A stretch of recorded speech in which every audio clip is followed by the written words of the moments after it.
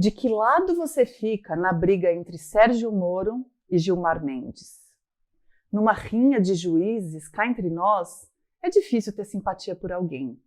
Ainda mais no mesmo dia em que sai a notícia de que quase R$ 1 bilhão podem ser pagos em penduricalhos para magistrados, no momento em que o Brasil discute arcabouço fiscal, controle de gastos, sabe? Esses dois fatos, a picuinha entre Gilmar e Moro e os tais penduricalhos, são o puro suco da casta do judiciário brasileiro. A expressão é batida, mas ela ilustra perfeitamente essa categoria banhada em privilégios e assentada em um corporativismo ainda maior do que em qualquer outra estirpe. O Brasil nunca conseguiu fazer a sério o debate de como reduzir as regalias do judiciário e a arbitrariedade de certos operadores do direito.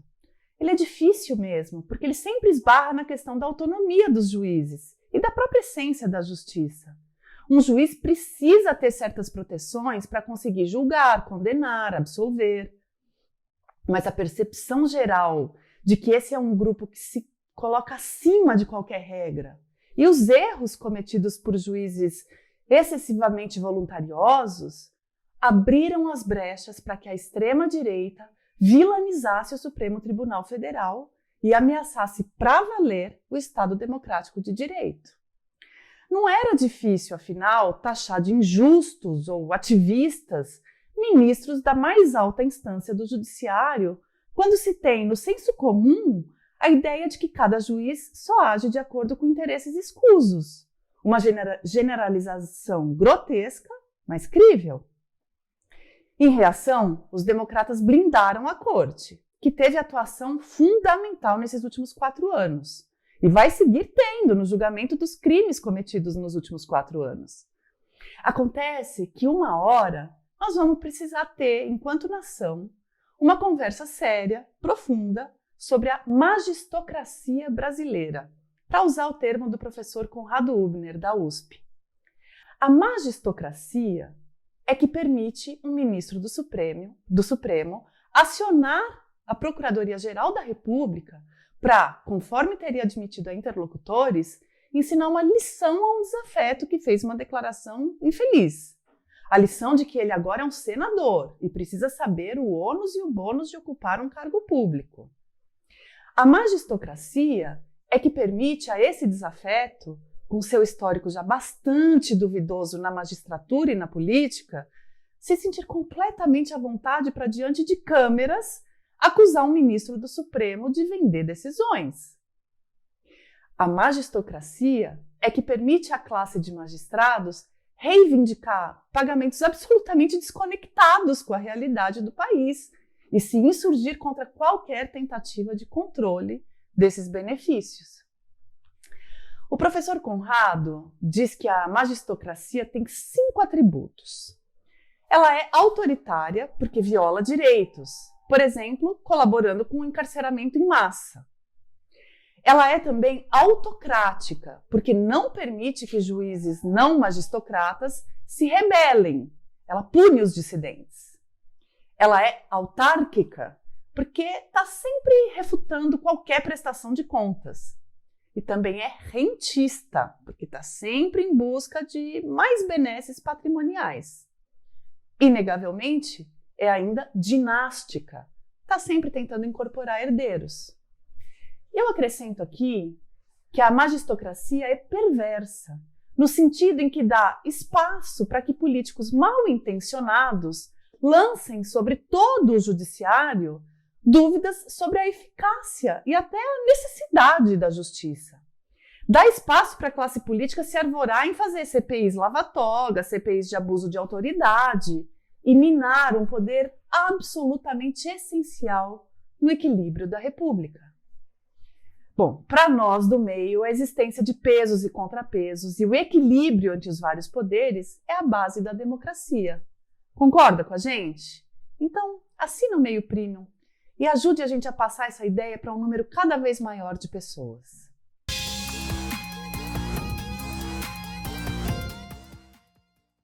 Gilmar Mendes é o decano do Supremo Tribunal Federal, ou seja, o mais antigo dos ministros atualmente na corte.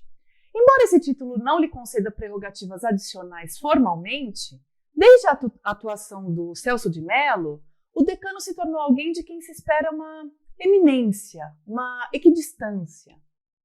É algo difícil de antever na figura de Gilmar, um ministro que carrega em si a contradição de ser, ao mesmo tempo, o mais político dos magistrados da corte, no sentido de se relacionar intensamente com outros atores de Brasília, e o menos político no sentido de agradar colegas e buscar alinhamentos conciliatórios. Ao contrário, pensando só na história mais recente de protagonismo do Supremo, o Gilmar sempre foi um dos vértices das contendas mais acaloradas. No Mensalão, ele era antagonista de Joaquim Barbosa, foi acusado de ter capangas no Mato Grosso, lembra? Gilmar, identificado com o tucanato, também antagonizava com Ricardo Lewandowski, identificado mais com o petismo. Antes de se tornar um garantista e talvez o mais vocal dos anti-lavajatistas no judiciário, Gilmar acusou o PT de instalar uma cleptocracia no país e de ter um plano de se eternizar no poder, atrapalhado pela Lava Jato. Tem petista que não gosta muito de lembrar, mas foi Gilmar quem suspendeu a nomeação de Lula como ministro da Casa Civil de Dilma Rousseff. Há quem acuse Gilmar de ter ficado contra a Lava Jato só depois que a operação começou a atingir políticos do PSDB e do então PMDB. Ele nega. Ele admite, no entanto, que o caso Joesley Batista foi marcante e decisivo para que ele se tornasse mais ativo contra os desmandos de Sérgio Moro e Deltan Dallagnol, principalmente, mas também do então procurador da República, Rodrigo Janot.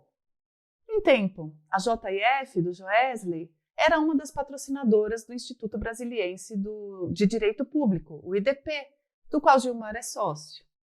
Fato é que Gilmar é um ministro muito político na extensão de suas conexões fora do judiciário e muito poderoso, talvez por isso mesmo. Além de extremamente belicoso, sempre disposto a processar quem o denuncie ou critique. Daí vem a figura de Moro, que não ajuda em nada, né, cá entre nós. Um juiz que meteu os pés pelas mãos, como provou a Vaza Jato, que se jogou na política no colo de Jair Bolsonaro, e em 2022 voltou sem qualquer vergonha depois de ser humilhado pelo ex-chefe, e que se sente tão acima do bem e do mal que faz uma piadinha sobre a falta de honestidade de Gilmar, suposta, em frente a uma câmera de celular. É muita meninice, sabe? O processo de Gilmar contra Moro é fraco, mas Augusto Aras e Lindor Araújo, da PGR, não ousam enfrentar o ministro e querem usar todas as chances que tiverem para mostrar uma boa vontade com o lulismo, que com suas razões quer mais é ver Moro encrencado mesmo. Moro ainda tem explicações a dar sobre seus malfeitos como magistrado e como ministro da Justiça. Ele mesmo foi um magistocrata completo. Agora, Gilmar Mendes, com seus eventos patrocinados no exterior e sendo parte da tradição corporativista que repele mecanismos de transparência e redução de benefícios dos juízes, é um magistocrata de almanaque. Eu não acho que a gente vai conseguir encarar esse problema tão complexo tão cedo, porque não está fácil desenredar o que está errado com o judiciário depois de 4 anos em que esse poder foi constantemente atacado pela extrema-direita. O que pode ser feito, então? Bom, primeiro, o presidente Lula deve ter cuidado na escolha dos ministros do Supremo que pode indicar, do PGR também. Esses nomes, neste momento, eles podem ajudar a reconstruir a credibilidade do judiciário ou avançar a consolidação da magistocracia. Lula tem a oportunidade de indicar alguém que já não entre marcado como alguém que tem interesses próprios para além dos interesses públicos. Mas, em segundo lugar, os próprios membros do judiciário deviam começar a olhar para si com um pouco mais de senso crítico. Sabe, a tal autocrítica? Alguma noção de republicanismo. A começar por desistir de se conceder um benefício que estava suspenso, extinto, tinha mais de 17 anos.